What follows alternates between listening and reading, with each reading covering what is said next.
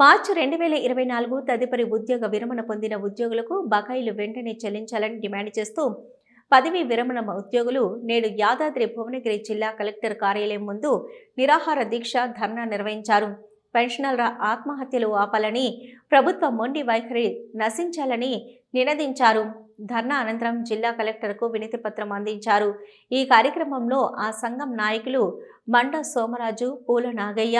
కృష్ణకళ, మోట సత్యయ్య, కిషోర్, నిర్మల, మహేందర్ రెడ్డి, కృష్ణారెడ్డి, ప్రసాద్ తదితరులు పాల్గొన్నారు. 24 మార్చి నెల నుండి తెలంగాణ ప్రభుత్వం నుండి ఉద్యోగ విరమణ పొందిన ఉపాధ్యాయ ఉద్యోగ సోదర సోదరీమణులందరికీ రావాల్సిన పెన్షన్ బెనిఫిట్ 90% పైచీలకు ఇంతవరకు విడుదల కాబడనందున, ఆ బకాయిలు చెల్లింపు జరగనందున ప్రభుత్వానికి అనేకసార్లు వినతి చేసినప్పటికీ మా కృషి అంతా కూడా నిష్ప్రయోజనంగా మారిందని,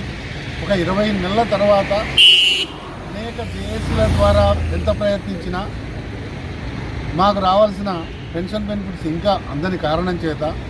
మా రాష్ట్ర నాయకత్వం పిలుపు మేరకు 33 జిల్లాల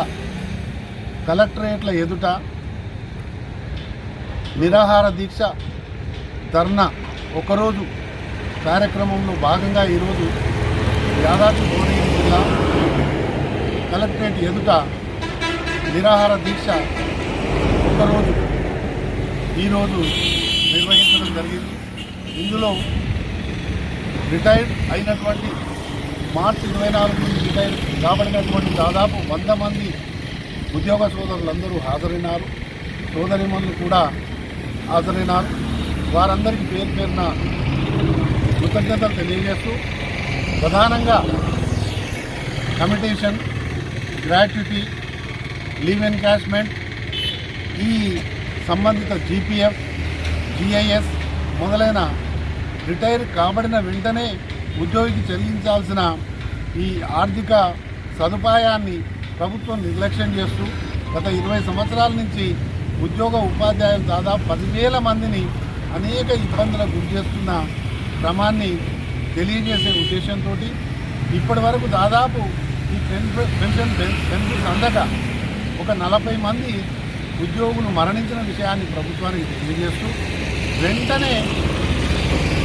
ఈ ఉద్యోగ విరమణ పొందిన ఉపాధ్యాయ ఉద్యోగ సోదరులందరి యొక్క పెన్షన్ బెనిఫిట్స్ వెంటనే చెల్లించాలని, ఏకమొత్తంగా చెల్లించాలని, ప్రభుత్వం తలుచుకుంటే ఇది పెద్ద సమస్య కాదని, దీంతో పాటుగా పెండింగ్లో ఉన్న డిఏలు, పిఆర్సీలు కూడా ప్రకటించాలని, హెల్త్ కార్డ్ మా వయసు వారికి 63 సంవత్సరాలు 65 సంవత్సరాలు దాటిన ప్రతి ఒక్కరూ ఏదో ఒక అనారోగ్య సమస్యతో బాధపడుతున్నారు కాబట్టి free health card government employees అందరికీ కూడా ఇప్పించే ఏర్పాటు చేయాలని, ఇవన్నీ ప్రభుత్వం గతంలో ఇచ్చిన హామీలేనని, ఆ హామీలను అమలు చేసే క్రమంలో ఆలస్యం అవుతున్న కారణం చేత అనేక మంది సోదరులు అనేక అనారోగ్యాలకు గురై మరణించడం జరుగుతుంది, ఇబ్బందులకు గురి కావడం జరుగుతుంది. డబ్బులు లేక పిల్లల పెళ్లిళ్ళు వాయిదా వేసుకోవడం, అప్పులు కట్టలేకపోవడం, పెనాల్టీలు కట్టడం, గృహ నిర్మాణాలు, తదితర ప్రణాళికలన్నీ కూడా ఆగమాగం కావడం జరుగుతుంది. కాబట్టి ప్రభుత్వం ప్రధానంగా ముఖ్యమంత్రి గారు, గౌరవనీయులు, అదేవిధంగా గౌరవనీయ ఆర్థిక శాఖ మంత్రి గారు, ప్రభుత్వం మా పట్ల దయతో వెంటనే ఈ నిధులను విడుదల చేసి మమ్మల్ని ఆదుకోవాలని సవినయంగా మనవి చేస్తున్నాం.